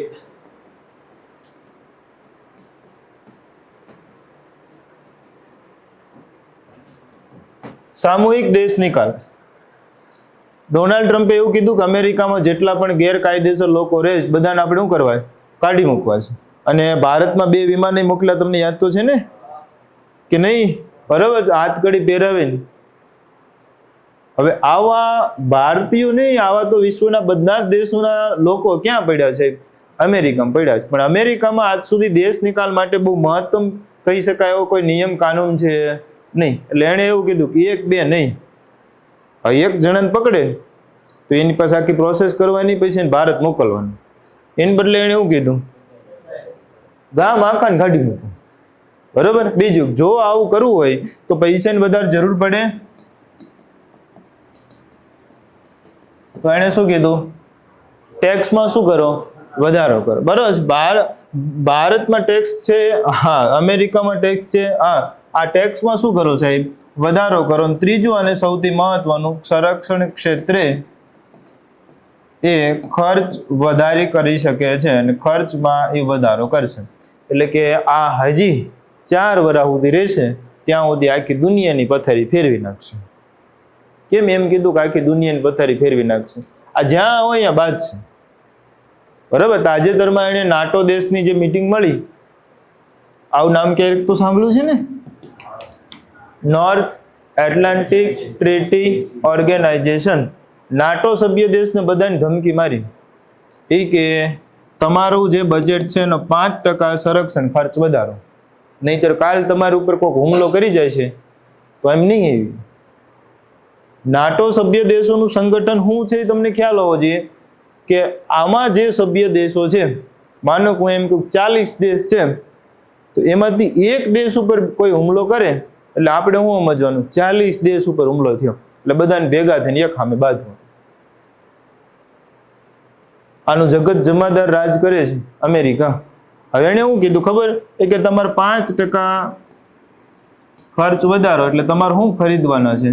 શસ્ત્રો ખરીદવાના. શસ્ત્રો સૌથી વધારે કોણ બનાવે? અમેરિકા બનાવે. લેવાના કોઈને પાસેથી? વેપાર કોને થવાનો? અમેરિકા. અમેરિકા તો આજની તારીખે એમ ઈચ્છે છે કે દુનિયામાં કોઈ દી શાંતિ રહેવી જ ન જોઈએ, બાંધવા જ જોઈએ. કેમ બાંધવા જોઈએ? હથિયાર કોને વેચવા? બાંધે તો વેચાય ને. બરાબર. એટલે આનું કામ બગાડવાનું છે. અત્યારે આપણે જોઈએ, નવું કંઈ યાદ નથી રાખવું સાહેબ. આ વૈશ્વિક પરિસ્થિતિમાં આપણને અત્યારે એટલી ખબર હોવી જોઈએ કે સાહેબ અમેરિકા બિગ બ્યુટીફુલ બિલ સંસદમાંથી પસાર થઈ ગયું છે. મહત્વના 3 મુદ્દા કયા કયા છે? સામૂહિક દેશ નિકાલ, ટેક્સમાં વધારો અને સંરક્ષણ ક્ષેત્રે શું કરવાના? ખર્ચ કરવાના. આ બિગ બ્યુટીફુલ બિલ પસાર થયું એટલે ડોનાલ્ડ ટ્રમ્પનો ભાઈબંધ રિહાઈ ગયો.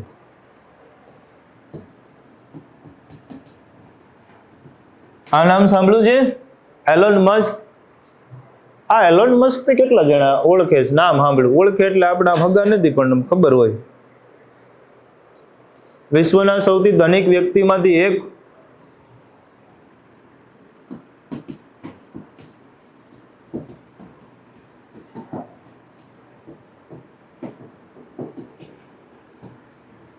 તમે જેને ટ્વિટર કહો છો એ એક્સ, આ બધાનો માલિક છે એલોન મસ્ક.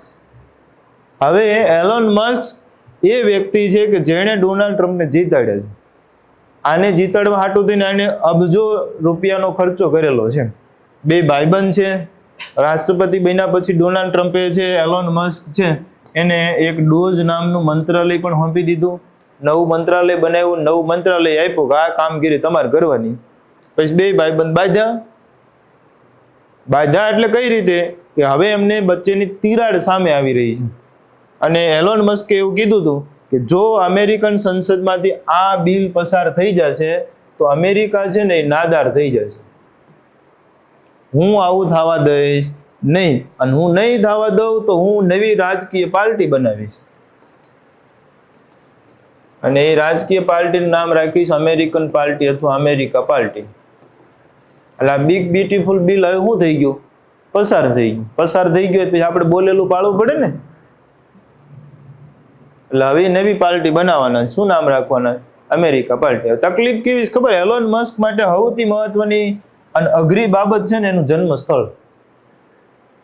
કેમ? તો કે એલોન મસ્કનો જન્મ અમેરિકામાં થયો નથી, અને અમેરિકામાં રાષ્ટ્રપતિ એ જ વ્યક્તિ બની શકે જેનો જન્મ ક્યાં થયો હોય? અમેરિકામાં થયો. તમે અમેરિકન નાગરિક હોય એવું નહીં, તમારો જન્મ ક્યાં થયો હોવો જોઈએ? અમેરિકામાં થયો. એલોન મસ્ક કદાચ પાર્ટી બનાવે અને એની પાર્ટી જીતી જાય ને તો રાષ્ટ્રપતિ કોઈ દી એલોન મસ્ક બને એવું છે નહીં. એવું થઈ શકે પછી ત્યાં બંધારણમાં એ શું કરી નાખે? સુધારો કરી નાખે. તો બંધારણમાં આ સુધારો કરે, નવી પાર્ટી બનાવે, પછી જીતે, પછી સુધારો કરે. એ પેલા આ ભાઈ ઓલરેડી સત્તા ઉપર છે. આ તો હજી એમ કહે છે કે 4 વર્ષનો કાર્યકાળ જ હોય ત્યાં રાષ્ટ્રપતિનો. આ કાર્યકાળ છે ને આપણે શું કરવો છે? વધારવો છે. અને કાં એ નિયમ બદલાઈ નાખવો છે કે જેમાં રાષ્ટ્રપતિ કેટલી વાર? 2 વાર જ રહી શકે. હવે આ કરશે કે આ કરશે એ ખબર છે નહીં, પણ જે કરે એ દુનિયાની પથારી ફેરવશે. બરાબર? ચલો, આપણા માટે ખાલી કેટલું મહત્વનું કે ભાઈ આ બિગ બ્યુટીફુલ બિલ શું હતું તો તમને ખબર હોવી જોઈએ કે આ ક્યાંની વાત હતી ભાઈ? અમેરિકાની. આપણું કંઈ છે નહીં. બરાબર? ચાલો, તો અમેરિકામાં હાલ આવી કંઈક સ્થિતિ ચાલુ છે ભાઈ. રશિયા છે એને તાલિબાન સરકારને મંજૂરી આપી દીધી છે, અને ચીને એક નવો બોમ્બ બનાવી દીધો છે. કેવો બોમ્બ કીધો? Black out bomb. બ્રાઝિલ આપણે જવાના છીએ. શા માટે જવાના? બ્રાઝિલ બ્રિક્સ સમિટ માટે આપણે જઈ રહ્યા છીએ. બરાબર? ચલો, એના સિવાય આપણે ભણવું એ ન ગમે એવો એક સવાલ છે, પણ એ લખવો તો પડશે ને. આ પાછું પૂછાય રીતે.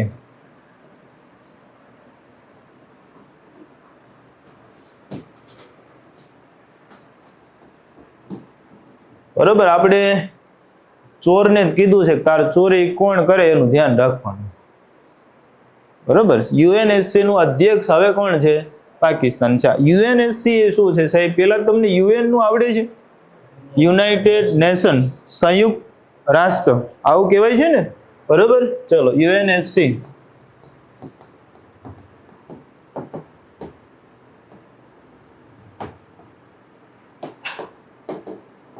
યુનાઇટેડ નેશન્સ સિક્યુરિટી કાઉન્સિલ ના અધ્યક્ષ સ્થાને કોણ હવે છે? એ પાકિસ્તાન છે. બરાબર? યુએનએસસી ના અધ્યક્ષ સ્થાને છે એ હવે આ રહેશે. હકીકત કેવું છે ખબર? આ સિક્યુરિટી કાઉન્સિલ નું મુખ્ય કામ શું છે ખબર છે? આતંકવાદનો નાશ કરવો, કાળું નાણું રોકવું, હ્યુમન ટ્રાફિકિંગ એટલે કે માનવ તસ્કરી રોકવી. આ બધાય કામ કઈ સંસ્થા સંભાળે છે?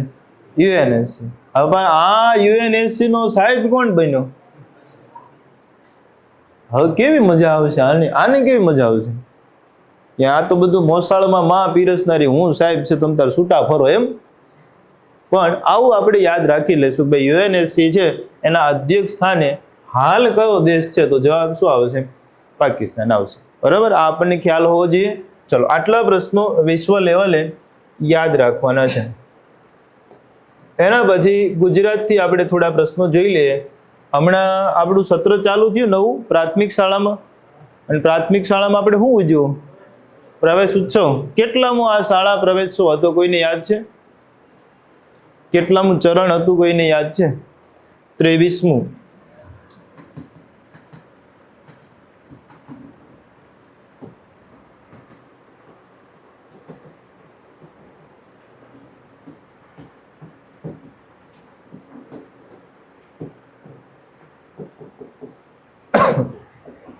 આ મહીસાગર જિલ્લાથી આપણે આનો શું કરી દીધો છે ભાઈ?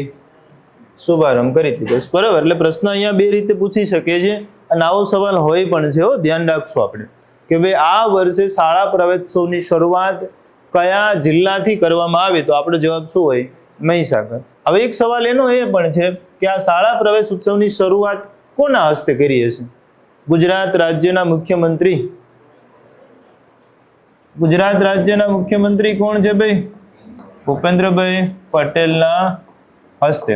મને એમ કહો છે કે આ શાળા પ્રવેશ ઉત્સવનું 23મું સરણ છે, ઓકે, આ શરૂ કોણે કરાવ્યો છે? આમાં બધાને તમારો જવાબ એક જ લખવાનો, મોદી છે.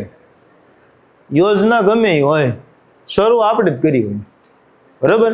આ શરૂઆત જે પૂછાય એ સમયના તત્કાલીન મુખ્યમંત્રી મોદી સાહેબે. કેમ મુખ્યમંત્રી શબ્દ લખવો પડે? ત્યારે શું હતા?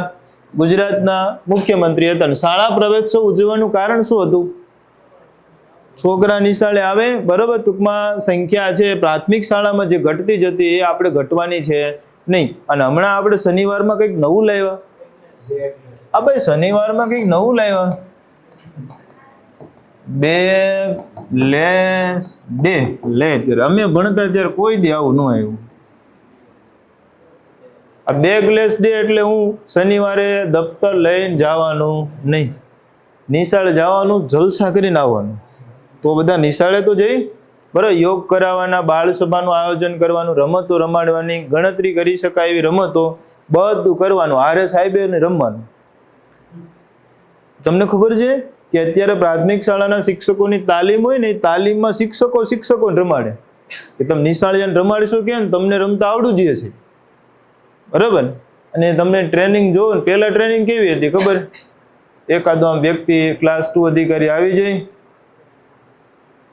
જાહેરાતું કરીને શિક્ષકોને વહી જાય, શિક્ષકનો જીવ કાંઈ નહીં સાંભળીને વહી આવે.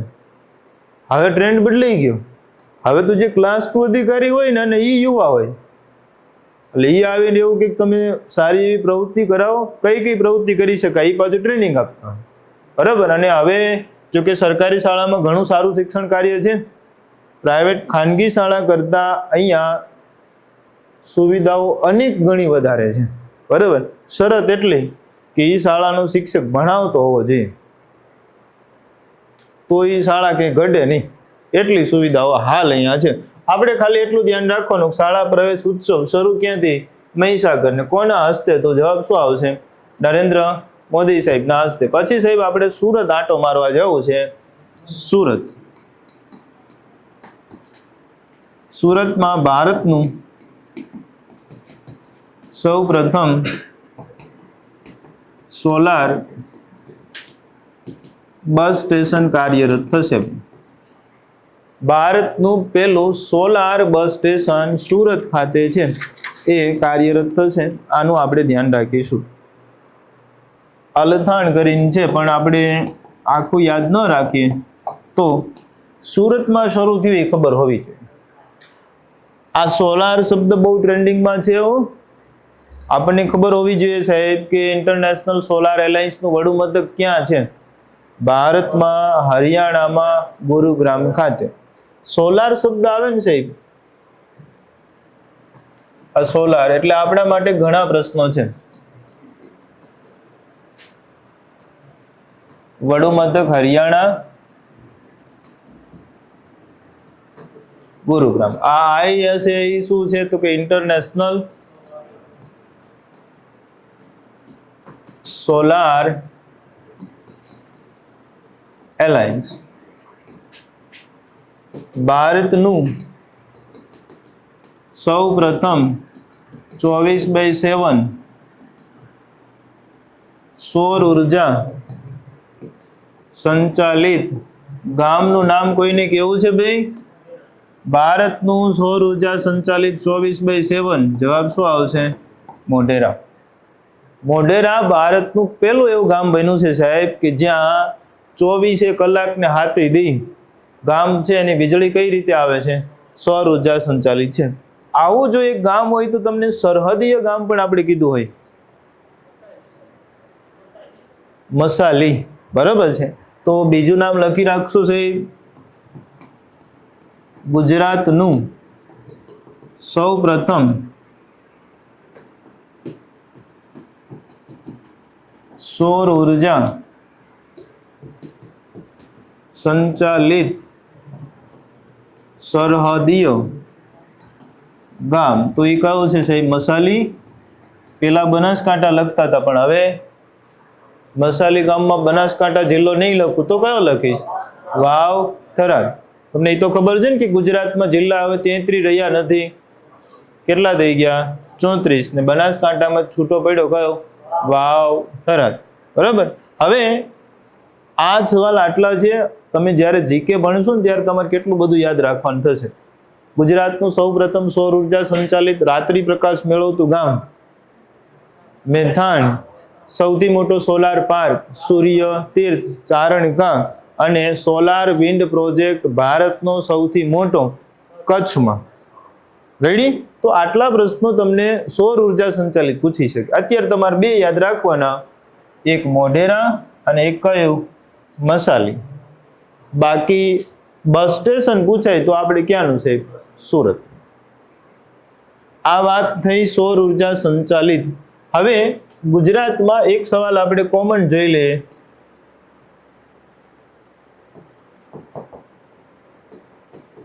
શબ્દ અઘરો છે, આ બજાર બહુ અઘરું છે, શેર બજાર. બરાબર. આમાં ઘડીક વારમાં રાજા ને ઘડીક વારમાં રંક, પણ રાજા કોઈ બનતું જ નથી, બધા એવું બને છે?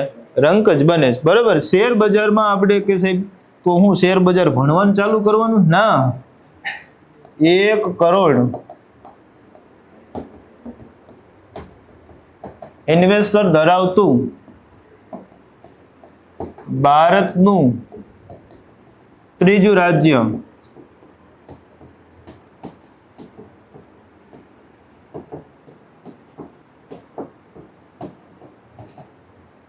ગુજરાત. મહારાષ્ટ્ર, ઉત્તર પ્રદેશ અને ગુજરાત. જો હકીકત તો એ છે કે સંખ્યાની દ્રષ્ટિએ સિંગલ ઇન્વેસ્ટરમાં જોઈએ ને તો ગુજરાત હજુ પણ વધારે આગળ છે, પણ શેર બજારમાં 100 કરોડ ઇન્વેસ્ટર ધરાવતો, એટલે કે ગુજરાતની વસ્તી કેટલી છે? અત્યારે બહુ ઝાઝી થઈ ગઈ, કારણ કે નવી તો આપણને ખબર નથી. મને જૂનો આંકડો યાદ છે, 6 કરોડ ગુજરાતી મારા ભાઈઓ અને બહેનો. ત્યારે આપણને ખબર પડી કે આપણી વસ્તી કેટલી? 6 કરોડ. આ 6 કરોડમાંથી ગુજરાતમાં ગુજરાતી 1 કરોડ ઇન્વેસ્ટરો છે. એટલે તમે સમજ્યા? આ 1 કરોડ ઇન્વેસ્ટરો અને ખાલી 10,000 રોકે, તો એટલું રોકાણ તો ખાલી ગુજરાતનું છે. બરાબર. એટલે આપણી પાસે કાંઈ બહુ ટેન્શન લેવા જેવું નથી. મહારાષ્ટ્ર પહેલા નંબરે છે, એનું કારણ છે કે નેશનલ સ્ટોક એક્સચેન્જ અને બોમ્બે સ્ટોક એક્સચેન્જ, યાદ છે કે નહીં? હા કે ના? બીએસસી અને એનએસસી. ઉત્તર પ્રદેશમાં વસ્તી સૌથી વધારે. હવે આપણે આમાં આવ્યા છીએ, કાં તો એનો દાટ વાળી નાખશું, કાં આપણો દાટ નીકળી જાય છે. બેમાંથી એક જ થવાનું છે. શેર બજારમાં 1 કરોડ ઇન્વેસ્ટર ધરાવતું ગુજરાત ભારતનું કેટલામું રાજ્ય બન્યું છે? ત્રીજું રાજ્ય બન્યું. બરાબર. ચલો, કોમન પ્રશ્નોની પહેલા વાત કરી સાહેબ કે શાળા પ્રવેશ ઉત્સવ, શેર બજાર અને સુરત. ગુજરાતથી હજુ સવાલ લેવો હોય છે તો રાજકોટમાં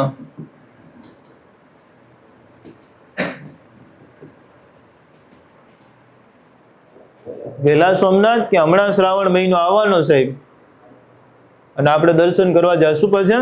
બરોબર. અત્યારે શા માટે યાદ રાખવાનું છે સાહેબ કે આના માટે થઈ 10 કરોડ રૂપિયા છે એ સરકારે ફાળવ્યા છે.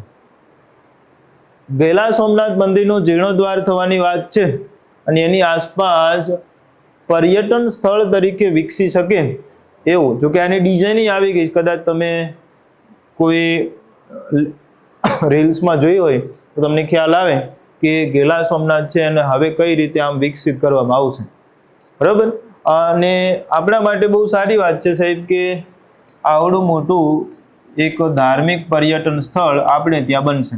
પર્યટન યાદીમાં સમાવિષ્ટ કરવાનું છે, એટલે ગુજરાતમાં પછી પર્યટન યાદી હોય ને એમાં પછી ગેલા સોમનાથ લિસ્ટમાં આવે, અને જેટલું વધારે લિસ્ટમાં આવે એટલું આપણા માટે સારું, કે આસપાસ ઉદ્યોગ વધે કે ન વધે? વધે કે ન વધે? તમારે ગેલા સોમનાથમાં દુકાન હોય તો તમને વધે, બાકી તો આપણે રોજ માણસો જોઈએ ને આવે ને જાય. આપણું કાંઈ થાય નહીં, બરાબર. પણ ખૂબ સારી વાત છે કે ભાઈ કઈ નદીના કિનારે છે? કેલો નદીના કિનારે જ છે. કયા જિલ્લામાં આવે? જિલ્લામાં રાજકોટમાં. તાલુકો જસદણમાં આવે. જાળવજો. જ્યારે પૂછાણો ને ત્યારે તાલુકો જસદણ જ હતો, પણ આજે પણ એનો વહીવટી જે છે ને એ જસદણ પ્રાંત દ્વારા થઈ, કારણ કે આપણી પાસે નગરપાલિકા છે નહીં, ખાલી તાલુકો છે ને ગ્રામ પંચાયત છે, સરપંચ છે વિછિયામાં, નગરપાલિકા નહીં. બોલો. એટલે સાહેબ જ્યાં સુધી નગરપાલિકા ન હોય ત્યાં સુધી કોઈ પણ સરકારી, હવે તો ટ્રસ્ટમાં જતું રહ્યું ને, બરાબર, વહીવટ આપણાથી થઈ શકે નહીં. કેવું કહી શકાય કે આ વિછિયા મામલતદાર ને જસદણ મામલતદાર ને બધા હારે હોય, પણ વહીવટી ધોરણે એ હજી ક્યાં આવે? જસદણમાં. સરહદીય ક્ષેત્રમાં જવું હોય તો આપણા ગામમાં આવે, પણ આપણે આનો જસ ક્યારેય લઈ શકવાના નથી, કારણ કે તમને એવું લાગે છે કે વિછિયા નગરપાલિકા બની જાય તો એ વહીવટ તમે અહીંયા લઈ આવશો? આપણું કામ નહીં. આપણે ખાલી ટ્રસ્ટમાં 5 જણા નવું ટ્રસ્ટ બનાવ્યું તોય કે ન હાલે. ટ્રસ્ટ ઊભું છે, તમને ખબર, ટ્રસ્ટ છે મંદિરમાં પણ ટ્રસ્ટી નથી, ખાલી વહીવટદાર છે 1%. હા, બીજું તો આપણે કાંઈ કેવું નથી, કારણ કે તો પાછું રાજકીય થઈ જાય ને આખું. મૂળ વાત તો એટલી છે, ગેલા સોમનાથમાં 10 કરોડના ખર્ચે રિનોવેશન થશે. રાષ્ટ્રપતિ આવી ગયા હતા અહીંયા. રાષ્ટ્રપતિ કોણ આવ્યું હતું? રામનાથ કોવિંદ. અને તમને ખ્યાલ હોવો જોઈએ કે આ જે શિવલિંગ છે એ પ્રથમ જ્યોતિર્લિંગ હોવાની વાત છે. વાસ્તવિક રીતે 12 જ્યોતિર્લિંગમાં પ્રથમ જ્યોતિર્લિંગ ક્યાં? સોમનાથ. પણ એ સોમનાથમાં જે મૂળ શિવલિંગ છે એ એવું કહેવાય છે કે ક્યાં સ્થાપિત છે? ગેલા સોમનાથ. ને આજે પણ જો તમે શિવલિંગના દર્શન કરવા, જળ અભિષેક કરવા ગયા હોય તો તમે જોયું હોય કે એ શિવલિંગ ઉપર હજુ પણ તલવારનો ઘા છે. આવું ક્યારેક જોજો, ઇતિહાસ તમે ક્યારેક ખોળજો કે સાહેબ આવું બધું તો કઈ સોમનાથની સખાતે તમે નથી સાંભળ્યું કે ત્યાંથી મૂળ શિવલિંગ લઈને આપણે હાલતા થઈ ગયા હતા? બરાબર. રાણેક દેવીની અહીંયા ટેકરી છે કે નદી ઉપર, બરાબર, સમાધિનું સ્થળ અહીંયા છે સુરેન્દ્રનગરમાં. આવું જ છે એ દ્વારકામાં છે. તમે અહીંયાથી બધા દ્વારકા જાઓ છો કે નહીં? હાલીને ધજા ચડાવવાનું બધું, 52 ગજની ધજા. દ્વારકામાં આજે પણ એવું કહેવાય છે કે દ્વારકાની જે મૂળ મૂર્તિ છે એ દ્વારકામાં છે જ નહીં. ક્યાં છે? ડાકોરમાં છે. ડાકોરના કયા સંત થઈ ગયા? ભક્ત બોડાણા. હા કે ના? વજયસિંહ. હા કે ના? એ ત્યાંથી મૂર્તિ લઈને ત્યાં જતા રહ્યા છે. એટલે આવી તો ઘણી વાત હોય છે જે આપણને ખબર હોવી જોઈએ, પણ એ બધું વારસામાં આવે. આપણે અત્યારે અહીંયા આવી જાય કે ભાઈ 10 કરોડના ખર્ચે આ મંદિર છે એનો શું કરી દેવામાં આવશે? છે જીર્ણોદ્ધાર કરવામાં આવશે. આપણા માટે સૌથી સારી બાબત છે. પર્યટન સ્થળ તરીકે સખત વિકસી રહ્યું છે. ચાલો, તો આ વાત હતી સાહેબ ગુજરાતની, અને હવે એક નાનકડી વાત છે એ આપણે ભારતની કરી લઈએ.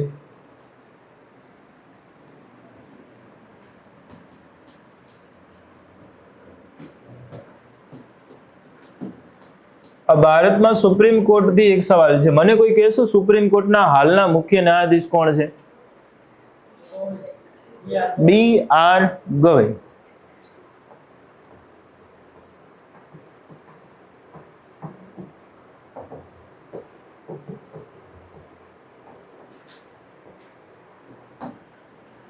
આપણો પ્રશ્ન સુપ્રીમ કોર્ટથી બીજો છે કે સુપ્રીમ કોર્ટમાં કર્મચારીની ભરતીમાં પહેલી વાર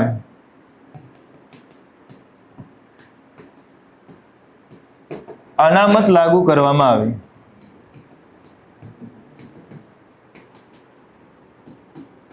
SC 15%, ST 8.5%. અત્યાર સુધી જોવાની ખૂબી એ હતી કે સાહેબ અહીંયા નીચલા વર્ગના જેટલા પણ કર્મચારીની ભરતી થતી, એક પણ ભરતીમાં અહીંયા સુપ્રીમ કોર્ટમાં અનામત નહોતી. બાકી બધી જગ્યાએ અનામત છે. આપણે ગુજરાત હાઈકોર્ટની ભરતી આવે તો અનામત હોય છે કે નહીં? હોય. પણ સુપ્રીમ કોર્ટમાં નહોતી, એ હવે લાગુ થઈ ગઈ. બરાબર. તો પહેલા તો તમને મોટા ભાગે એક સવાલ આ હોઈ શકે, અથવા કયો પ્રશ્ન પૂછાય? હાલના મુખ્ય ન્યાયાધીશ. તો કોણ લખીશું? B.R. ગવાઈ. સાહેબ હમણાં કંઈક ચૂંટણી છે, બિહાર છે, અને બિહારમાં અત્યારથી વાતાવરણ ગરમ છે. હજી 6-7 મહિનાની વાર છે ટર્મ પૂરી થવાની નીતિશ કુમારની. પણ અત્યારે તો બિહારમાં જેમ કેમ જાણે કાલ ચૂંટણી હોય એમ બધા બાંધે છે. રેડી? તો બિહારમાં તાજેતરની જે નગરપાલિકાની ચૂંટણીઓ છે એમાં ઈ વોટિંગ છે એનો પ્રયોગ કરવામાં આવ્યો છે ભારતીય ચૂંટણી પંચ દ્વારા.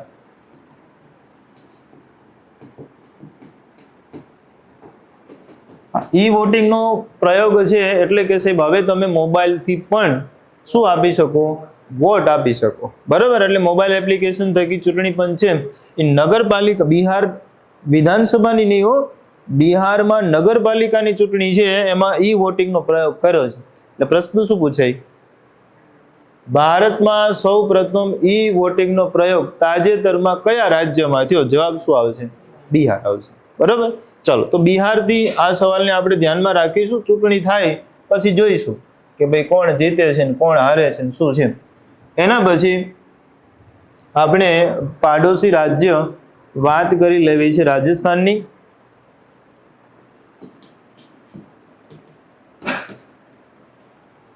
અહીંયા એક સિટી છે દિલ્હી અને અહીંયા એક સિટી છે મુંબઈ. તમને ખ્યાલ છે દિલ્હી મુંબઈ એક્સપ્રેસ વે બની રહ્યો છે, અને આ દિલ્હી મુંબઈ એક્સપ્રેસ વે બની રહ્યો છે રાજસ્થાનમાં જે ટેકરીઓમાંથી પસાર થઈ રહ્યો છે. અહીંયા દેશનો પહેલીવાર પ્રાણીઓ માટે થઈ એક અલગથી રસ્તો બનાવાયો. તમને એમ કહો છે કે માનો કાંઈ હિંગોળગઢનું તમે ઉદાહરણ લ્યો, રાતે ક્યારેક જતા, હમણાં જો કે એક અકસ્માત હમણાં થયો ને 2-4 દિવસ પહેલા, રોજડા આડા પડી ગયા. બરોબર? હવે વિચાર કરો સાહેબ, આ તો આપણો સ્ટેટ હાઈવે છે ને, નેશનલ હાઈવે હોય તો અહીંયા વાહનો તો પૂરજોશમાં જતા હશે. આવી સ્થિતિમાં વન્યજીવો છે એ રોડ ઉપર આવી જાય તો બે પક્ષે નુકસાન છે. વન્યજીવ છે એને નુકસાન છે, વ્યક્તિને છે. તો એની બદલે આપણે આ એક્સપ્રેસ વેમાં શું કરી રહ્યા છે ખબર? પ્રાણીઓ છે ને એના આટલું અલગથી પુલ બનાવી દેવાનો. રોડ નીચેથી એમને જઈ એના ઉપર પુલ બનાવી દેવાનો, અને એ પુલ છે એને 4-7 ફૂટની છે, બે બાજુ પાળી બનાવી દેવાની. એટલે પ્રાણી કોઈથી નીચે આવે નહીં, એ ઉપરથી પોતાની રીતે અલમસ્ત જંગલમાં રહી શકે. બરાબર? અથવા તો પછી એવું કરવાનું સાહેબ કે રોડ ઉપર લઈ લેવાનું અને પ્રાણીઓ છે નીચેથી આવન જાવન કરી શકે. બરાબર? અત્યારે જે આ એનિમલ પાસવે બન્યો છે એમાં ઉપરથી જગ્યા રાખી છે આપણે. બરાબર? તો રાજસ્થાનમાં પહેલી વાર, પ્રશ્નને આ રીતે આપણે સાંકળશું, ભારતમાં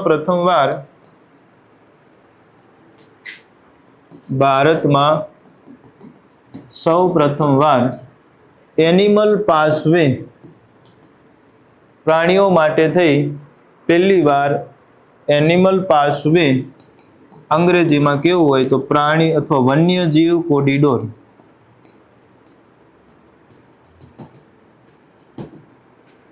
બનાવાયો. આ કયા રસ્તામાં વચ્ચે આવશે એવું કીધું સાહેબ? Delhi Mumbai express way. આ જે એક્સપ્રેસ હાઈવે બની રહ્યો છે સાહેબ, એમાં આ એનિમલ છે એ એના માટે થઈ હવે આપણે રસ્તો બનાવી દીધો. હકીકતમાં અહીંયા રણથંભોર નામ સાંભળ્યું છે? રણથંભોર નેશનલ પાર્ક, રણથંભોર વન્યજીવ અભયારણ્ય આમાંથી આવે. બરોબર? એટલે અહીંયા આપણે પ્રાણીઓ માટે થઈ કોરિડોર બનાવી દીધું છે. અને પાડોશી રાજ્યમાં હજી એક આંટો મારો હોય તો મધ્યપ્રદેશ જતા આવે. મધ્યપ્રદેશનું એક સિટી છે ઇન્દોરને અત્યાર સુધી શા માટે યાદ રાખતા? ભારતનું સૌથી સ્વચ્છ સિટી કયું? ઇન્દોર. આ વર્ષે ઇન્દોર પાસે આ ટાઇટલ નથી. કોની પાસે છે? સુરત પાસે છે. જો ધ્યાન રાખજો, જો તમારી પરીક્ષામાં 6 મહિના કે 1 વર્ષ જૂનું કરંટ પૂછાતું હશે ને તો આ પ્રશ્ન પૂછાશે. ભારતમાં સ્વચ્છ હવા ધરાવતું શહેર કયું? અને પહેલો વિકલ્પ ઇન્દોર જ આપશે, કારણ કે ઇન્દોર 4 વર્ષથી ટોપ ઉપર હતું. આ વખતે ઈ ટાઇટલ કોની પાસે? સુરત પાસે. ઇન્દોર આપણે શા માટે યાદ રાખીએ છીએ? ભારતનું પ્રથમ ડિજિટલ એડ્રેસ ધરાવતું શહેર બનશે. ભારતનું સૌ પ્રથમ ડિજિટલ એડ્રેસ ધરાવતું શહેર બનશે. આ ડિજિટલ એડ્રેસ એટલે શું? તો કે ઇન્દોર આખા શહેરમાં જેટલા મકાન છે એને એક યુનિક આઈડી નંબર આપવાનો છે. જેમ આપણો તમારો મારો એક યુનિક આઈડી નંબર છે, આ યુનિક આઈડી નંબરને આપણે શું કહેવી છે? આધાર કાર્ડ. નથી કહેતા? હવે જેમ આધાર કાર્ડ છે એમ ઇન્દોર આખામાં મકાનને એક એક નંબર આપી દેવાનો છે. બીજું કે દરેક મકાનને એક જીપીએસ ટ્રેકરથી ટ્રેક કરવાનો છે. એટલે હું તમને એમ કહું કે ઇન્દોર તમે ગયા અને તમને એમ કીધું કે મકાન નંબર 510 આવવાનું, એટલે એમાં 510 નામનું મકાન ટ્રેક થઈ શકશે કે આ મકાન ક્યાં આવ્યું છે. બરાબર? તો ડિજિટલ ક્ષેત્રે ભારતનું પહેલું એવું સિટી ઇન્દોર બનશે. બરાબર? ચાલો, તો મધ્યપ્રદેશનું ઇન્દોર, રાજસ્થાન, બિહાર અને સુપ્રીમ કોર્ટમાં આટલા પ્રશ્નો છે એ આપણે ધ્યાનમાં રાખવાના છે. જો તમને એમ થાય કે મારે 4 વ્હીલ લેવી છે ને સેકન્ડમાંથી લેવી છે તો દિલ્હી જતું રહેવાનું છે, કારણ કે દિલ્હીમાં હમણાં 4 વ્હીલ વેચાય છે. કેમ દિલ્હીમાં 4 વ્હીલ વેચાય? શું કઈ સેલ બેલ છે? દિલ્હી સરકારનો આદેશ છે. કેટલા વર્ષ જૂની? 10 વર્ષ જૂની બધી ગાડી ગમે એવી હોય, આખા વરામાં એક વખત તમે ચક્કર મારતા હોય, વરાના 12 ચક્કર માર્યા, 10 વરા થઈ ગયા ને 120 ચક્કર માર્યા ને 120 કિલોમીટર હાલી હોય તો ભલે તમને પેટ્રોલ પંપે ઈંધણ જ નહીં પૂરતી. 10 વર્ષ જૂની ગાડીને પેટ્રોલ પંપે ઈંધણ પૂરવાનું છે નહીં. તો પ્રશ્ન આને આ રીતે સાંકળી શકાય. છેલ્લો સવાલ, દિલ્હી 10 વર્ષ જૂના ડીઝલ, 15 વર્ષ જૂના